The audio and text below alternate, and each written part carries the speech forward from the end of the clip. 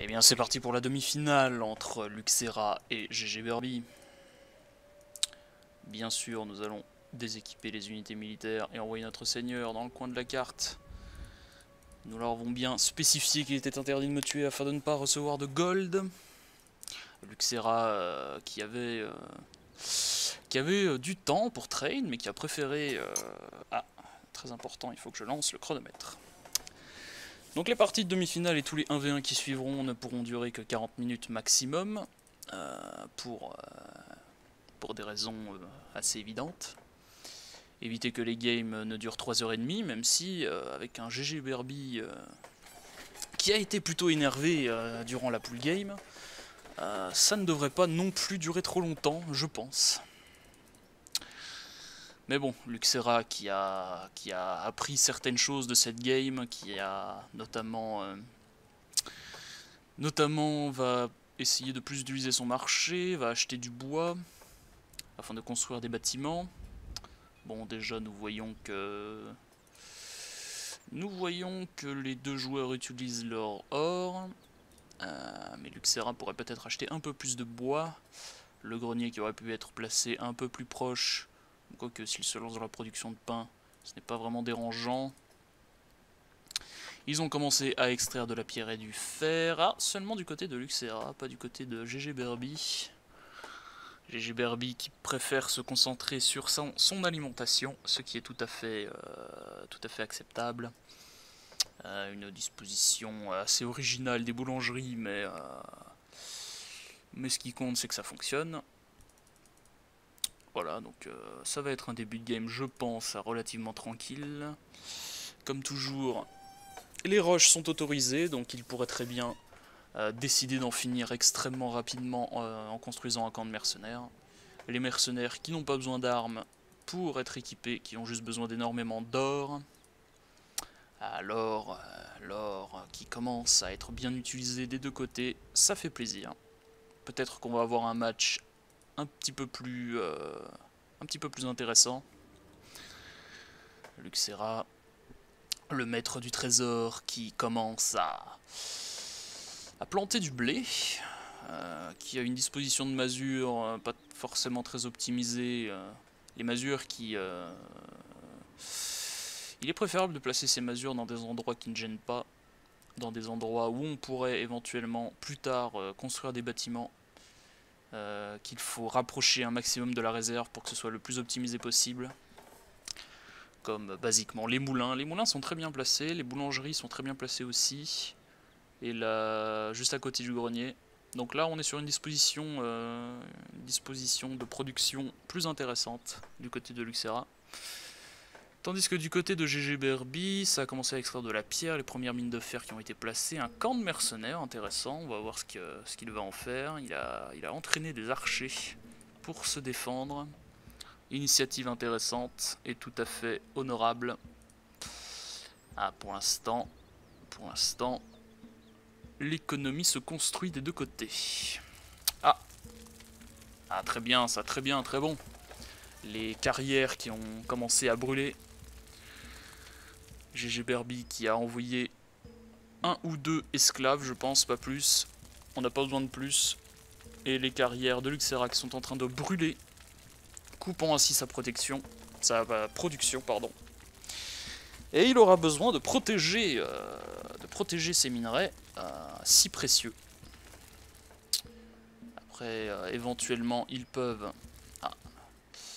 GG Berby qui envoie des esclaves qui vont faire le grand tour, peut-être pour aller brûler ses fermes. GG Berby qui a un gameplay assez agressif, ça change de la pool game, et ça fait plaisir. Des initiatives, des opportunités, on les saisit, on ne laisse pas l'ennemi respirer. Si l'ennemi respire, il peut se construire une économie et se révéler être un adversaire redoutable par la suite. Voilà, si Luxera n'a pas vu les esclaves, 2 ont été abattus, mais 2 autres vont poursuivre leur chemin vers les fermes et absolument tout cramer. Tels des Saxons en Bretagne, ils brûlent les fermes, pas de pitié.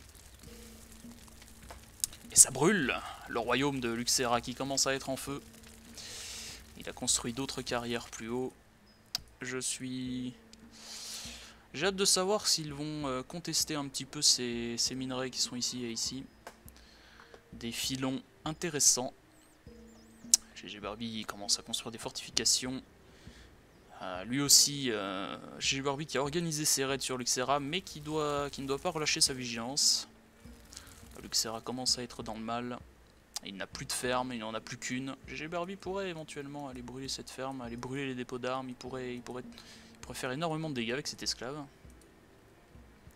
Dommage qu'il ne le voie pas.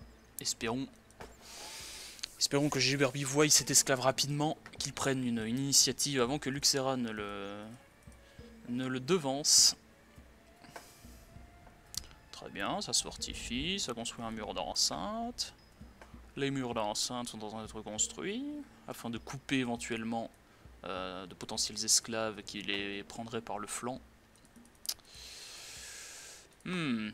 Ah, Luxera commence à construire des puits pour lutter contre le feu, sauf que c'est pas des puits qu'il faudrait construire, mais plutôt plus d'archers, plus d'unités de surveillance.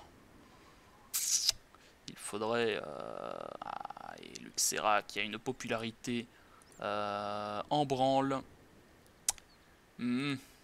Luxera qui n'a pas vraiment eu le temps de se faire une bonne économie.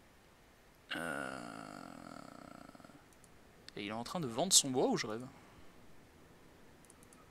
Je crois que Luxera a vendu son bois. Une décision tout à fait originale. Il faudrait qu'il se préoccupe de sa popularité très rapidement, sinon ça va vraiment lui poser des problèmes. Ça remonte tranquillement, en distribuant plus de nourriture, en faisant des pots de vin peut-être, même si son économie est tout à fait faible. Il reconstruit ses fermes, mais apparemment ni l'un ni l'autre joueur n'a vu cet esclave, qui est toujours là, qui représente toujours une menace réelle, une menace non négligeable, sachant que les archers sont à l'autre bout. Cet esclave est une véritable bombe à retardement, mais apparemment ni l'un ni l'autre joueur n'en a conscience. C'est dommage. Les murs se fortifient de côté de GG Barbie, coupant les éventuels rushs, les éventuels raids dans son bac de la part de Luxera. De toute manière, il n'a pas l'air d'être question de cela pour le moment. Luxera qui commence à construire quelques armureries, quelques forges. Luxera qui est dans le mal. Hein. GG Barbie pourrait en finir maintenant. La game pourrait durer 8 minutes. Si GG Barbie exploite le gros avantage qu'il a pris avec ses esclaves. Il a vraiment... voilà, les productions sont totalement coupées. Il n'y a plus un paysan qui va dans les mines. Luxera n'a pas assez de population et pas assez d'argent. C'est terrible.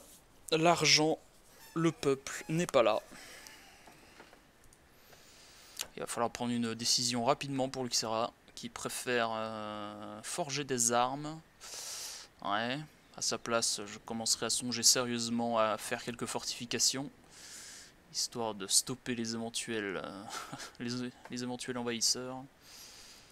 Ah, bien sûr, GG qui va partir sur une stratégie offensive et très efficace. La stratégie des massiers, on fonce dans le tas et on défonce tout ce qui passe. Une stratégie qui a fait ses preuves par le passé et qui continue à faire ses preuves de jour en jour partout dans le monde. Incroyable.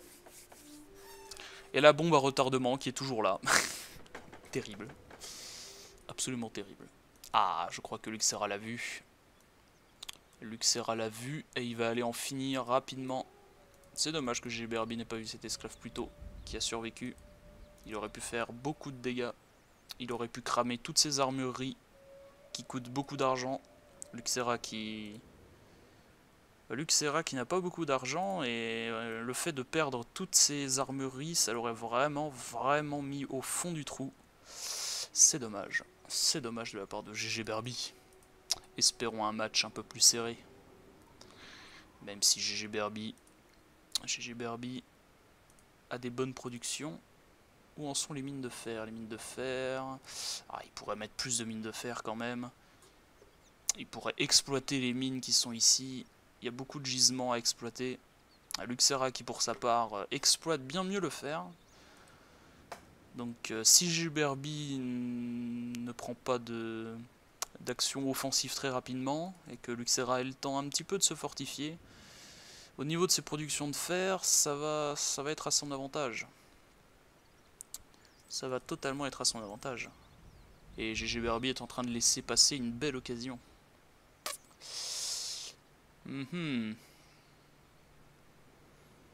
Pour le moment, chacun reste terré dans son royaume.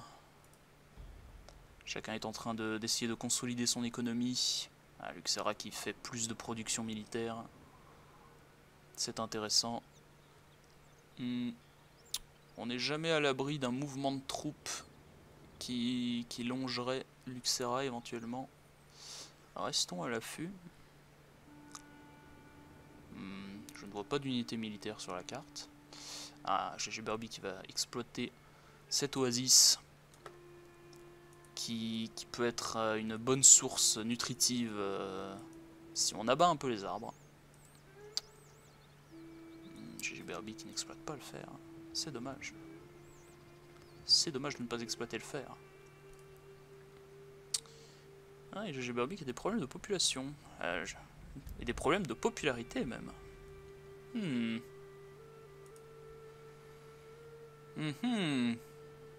Intéressant, il a un peu plus de troupes. Luxera, le maître du trésor, revient économiquement.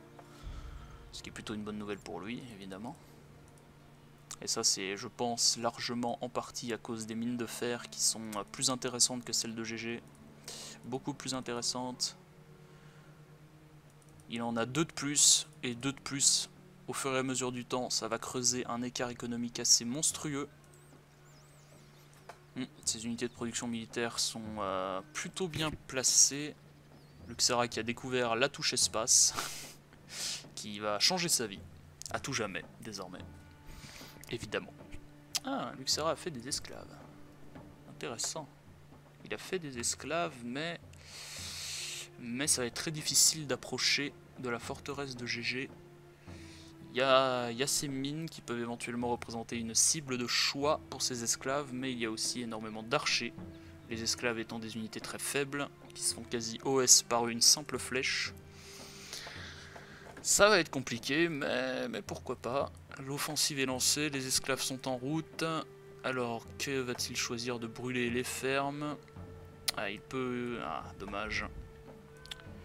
Il aurait pu tout simplement passer son chemin avec ses esclaves et en envoyer un ici et un ici, voire même un seul au niveau des fermes, et continuer avec les 6 autres, avec les 6-7 autres pour essayer d'atteindre ces mines. Bon, il a pris les 2 fermes, mais il aurait pu être plus gourmand.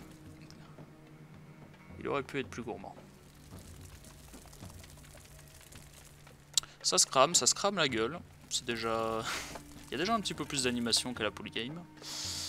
Et Luxera qui est dans une position particulièrement léthargique. Il s'agirait de construire des murs, Luxera. Il faut construire des murs pour se protéger. Et il faut un peu mieux protéger ces mines de fer aussi. Bon là il y a 5 archers, mais si Gilberby décide de lancer quelques massifs à ce niveau, ils peuvent faire tout autant de dégâts qu'une poignée d'esclaves sur un lieu non surveillé. Alors les sides de la carte sont assez exploités de la part de... C'est de Luxera ça, ouais. Luxera est en train d'exploiter les sides de la carte. Tandis que Gilberby non. Gilberby n'exploite pas les ressources externes. Je vais vérifier que j'étais mute, ça aurait été dommage. Qu'ils entendent toutes ces informations, même si s'ils m'avaient entendu, l'esclave qui était là aurait été bougé bien plus tôt. C'est aussi pour ça qu'il est préférable de laisser les joueurs tryhard de leur côté, même si les joueurs peuvent s'entendre, ils peuvent se parler. Alors, un choix de placement de mur particulièrement original de la part de Luxera. Je ne saisis pas trop pourquoi il place ce mur comme ça, sachant qu'il laisse ses boulangeries et ses greniers totalement à la merci. Peut-être qu'il va faire une deuxième couche, mais dans ce cas-là, il aurait été plus intéressant de faire la deuxième couche, la couche extérieure, avant. C'est... pourquoi pas, hein. Ah. Un petit groupe d'esclaves va être envoyé par GG Berby, alors quelle sera la cible? Sans doute les camps de bûcherons, les carrières sont une cible intéressante. Ou pourquoi pas carrément les mines de fer. S'il y a un esclave qui réussit à se faufiler, à esquiver les flèches... Ah, est-ce qu'ils vont... Non, ils vont pas esquiver les flèches. Et oui, les esclaves se font OS par de simples archers. C'est pour ça qu'il faut les utiliser correctement. Les fermes. On est déjà à peu près un quart d'heure de jeu. On atteindra bientôt la moitié. Et pour le moment, au niveau du score, c'est GG Berby qui est en tête. Plus de production, plus de troupes, plus d'or. Et Luxera va devoir prendre une décision. Saisir les opportunités, savoir identifier les opportunités et les saisir au bon moment. C'est là où va résider tous les espoirs de victoire pour Luxera, je pense.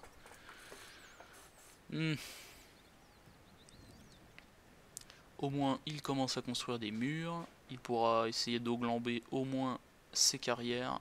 Ça pourrait être intéressant de protéger ses carrières. Et il faut aussi rapidement qu'il construise un corps de garde, sinon ces mineurs vont devoir faire tout le tour pour aller déposer à la réserve. Et s'ils font le tour, ils perdent du temps. Et Luxera qui a encore des problèmes de popularité, je ne sais pas ce qui se passe. Des problèmes de nourriture peut-être. Et oui, je crois que... Et oui, c'est terrible. Il a très mal posé son corps de garde et ses boulangers ne peuvent pas passer directement par ce corps de garde. Ils sont obligés de faire tout le tour pour aller chercher la farine et refaire tout le tour pour aller faire le pain et ensuite aller le poser. C'est un souci d'optimisation terrible qui doit vraiment porter préjudice à sa popularité, à sa nourriture. Il construit plus de boulangeries, mais vraiment il faudrait bouger ce grenier. Il faut stopper l'hémorragie. Ou bien, sans détruire le grenier, détruire au moins le corps de garde, essayer de le replacer un peu mieux. Le reculer d'un cran, ce serait bien. Ça changerait tout pour son économie. GG qui a envie de prendre ses mines, hein, mais il ne réussira pas. Il ne réussira pas sauf un miracle. Et oui, les esclaves ne peuvent pas approcher ces mines qui sont surveillées par ses archers. GG Berby aurait mieux fait ferait mieux de s'attaquer aux cibles sans surveillance. Les fermes du Nord sont une cible envisageable. Alors, on en est où du côté de GG? GG qui a décidé de ne pas protéger ses carrières. Je pense qu'il l'aurait pu. Je sais pas si ici c'est trop éloigné du donjon. Peut-être. On ne sait pas. Il a commencé à faire des arbalétriers. Il renvoie des esclaves. Espérons que cette fois-ci ils choisissent d'autres cibles. Des cibles plus... de meilleures cibles. Qui ne sont pas surveillées par des archers. Ah, et Luxera... où en est sa popularité? Il y a des gens qui viennent, il se refait. Il y a beaucoup de boulangers qui sont partis, les mineurs sont partis. C'est terrible. Ça va vraiment porter un gros coup à son économie.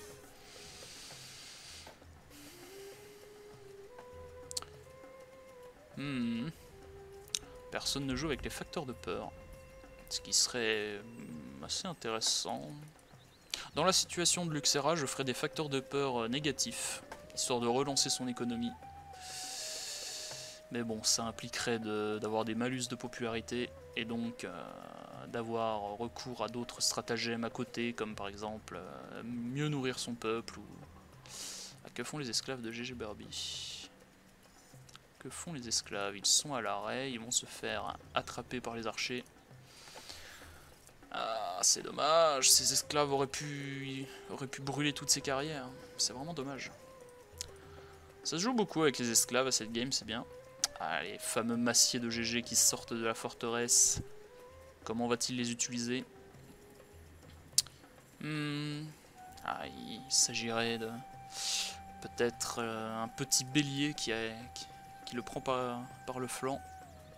Un bélier pourrait faire des dégâts. Un bélier qui ferait le tour et qui percerait ce mur, puis directement ce mur qui ouvrirait un chemin pour les massiers. Ça ferait un chemin jusqu'au donjon, éventuellement. Je suis curieux de voir un peu les opportunités militaires qui vont être prises. Voir un peu comment GG va prendre d'assaut la position de Lux, qui n'est pas particulièrement solide. Il a décidé d'entourer tout son château, alors qu'un simple mur sur le côté ici aurait totalement suffi. Et un mur qui englobe ses carrières et qui se termine comme ça. Mais il a fait tout le tour de son donjon, ce qui signifie qu'éventuellement il y a des unités qui peuvent se faufiler par derrière, qui peuvent venir foutre le bordel dans ses fermes, ou peut-être même creuser des trous. Des tunneliers, des porteurs d'échelles. Il y a beaucoup de possibilités. Beaucoup de possibilités d'assaut pour GG Berby. Alors que Luxera, de son côté, en possibilité d'assaut, il n'y a pas grand chose. Peut-être le nord à contourner éventuellement. Et encore non. C'est trop tard. Il n'y a plus vraiment d'opportunité, à part peut-être cet endroit qui est assez fragile, juste ici. Mais bon, je pense que GG aura le temps de voir venir la chose. Il aura largement le temps de voir venir la chose. GG qui a énormément d'argent, qui commence à entraîner beaucoup de troupes, et Luxera qui est loin derrière, qui depuis le temps a dû amasser beaucoup d'armes, mais qui n'a plus de fer. Ses ouvriers ne peuvent plus forger d'armes et d'armures parce qu'il n'a plus de fer. À cause de ses soucis de popularité, ses mineurs ont déserté. Et Luxera qui est vraiment dans une position fébrile.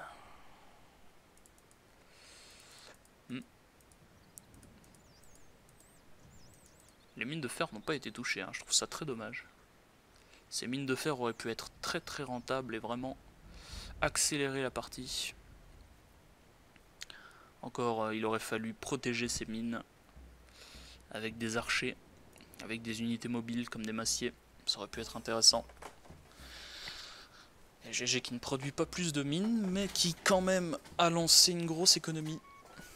C'est suffisant pour le moment. C'est totalement suffisant. Et qui commence à construire des armes de siège. Alors il y en a deux. C'est 2 par 2, donc j'imagine que ce sont des catapultes. Des catapultes. Des archers montés. On ne change pas de stratégie du côté de GG Berby. C'est plus ou moins la même stratégie.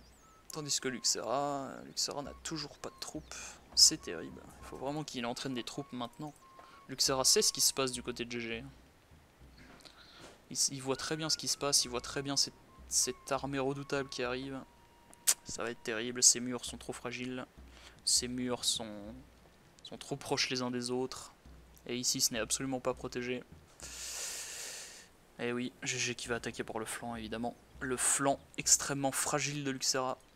Le flanc sans surveillance. Et il n'y a pas d'armée à l'intérieur. Ça va être un coup directement dans la chair, à vif. Et ça va être expéditif. Nous sommes à 23 minutes. Et la game va se finir sur ça, je pense. Ça me semble tout à fait cohérent. Tout à fait cohérent, ce qui se passe. Il fait quand même des esclaves. Je ne sais pas trop ce qu'il va vouloir faire avec ses esclaves. Luxera qui s'en prend de nouveau aux fermes. Mais à ce stade-là, il peut peut-être prendre une catapulte. Non, je pense pas. Allez, ce sont des petites actions, mais bon, il aurait fallu les multiplier en early pour faire la différence. Maintenant, c'est beaucoup trop tard. L'écart est beaucoup trop grand. Ce genre d'action ne change absolument rien maintenant. Et Luxera, il faut entraîner des troupes, Luxera, vite, très très très vite. Il y a une horde qui arrive. Il faut vraiment se dépêcher. Se dépêcher. Et voilà les archers montés qui se mettent en position. Et ce serait une possibilité pour GG Berby de mener un siège assez passif, en coupant toutes ses productions autour de sa forteresse, un véritable siège médiéval. Mais il n'a pas besoin de... Il n'a vraiment pas besoin... Oh, des assassins. Curieux. Et oui, les assassins des unités furtives. Et j'avais complètement oublié cette unité, mais c'est vrai qu'il y avait beaucoup d'opportunités pour jouer avec les assassins aussi. Un bon groupe d'assassins bien exploité peut terminer une partie très rapidement. Et il y avait beaucoup d'opportunités là-dessus. Ça aurait été intéressant, ça aurait été très beau de voir ça. Mais non. Luxera qui envoie ses unités au suicide, je ne sais pas ce qu'il fait. Sa cité prend feu. Tel Rome. Rome brûle. Et c'est terrible. C'est absolument terrible. Luxera qui jouait... qui jouait en vitesse 0,25. Il joue au ralenti. Il n'a pas fait assez de troupes. En vérité, il n'a pas fait de troupes avant très très longtemps dans la partie, alors que GG Berby avait déjà affirmé sa position ici. Il est trop tard maintenant. Tous ces paysans meurent, brûlent vifs. Il ne pourra pas reconstruire son économie. Et je pense que nous assistons à une autre victoire de GG Berby. Bravo! J'avais dit pourtant à Lux qu'il avait une semaine pour s'entraîner, mais ils ont voulu le faire maintenant, donc ils assument. C'est à Luxera d'assumer ses actes. Allez, c'est tout droit les massiers. GG qui s'amuse à brûler la cité de Lux. Un petit peu sadique sur les bords, ce GG.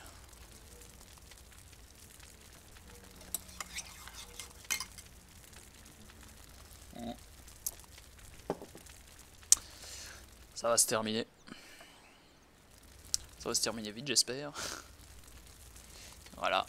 Le centre-ville se met à brûler lui aussi. Il n'y a vraiment pas assez... Il y a une vingtaine de pecnos contre une cinquantaine de massiers. C'est tout simplement immatchable. Immatchable. Is this a no match? Ah, c'était pas un no match total, mais parce que je trouve que Lux a un petit peu progressé quand même, mais il y a quand même énormément de progrès à faire. Donc malgré ce qu'il pense qu'il a plus grand chose à apprendre, il se trompe énormément parce qu'il y a énormément de progrès à faire. Et c'est dommage. C'est dommage, car ça aurait pu être un match bien plus intéressant s'il s'était plus entraîné. GG, GG. GG, GG. Et du coup, nous verrons GG Berby dans la grande finale. Ainsi que Luxera dans la petite. Et le match pour...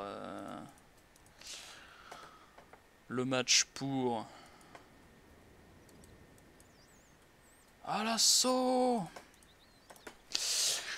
Et j'ai hâte de voir le match contre Tarok et Phoenix, qui je pense, au niveau de l'homogénéité du niveau, sera, je pense, plus intéressant. Surtout s'ils s'entraînent un peu avant. J'ai hâte de voir ça. Je me battrai jusqu'à la mort! Ya!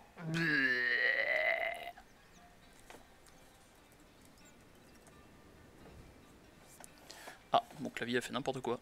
Et que j'ai... Bien joué, bien joué. Dommage pour Lux.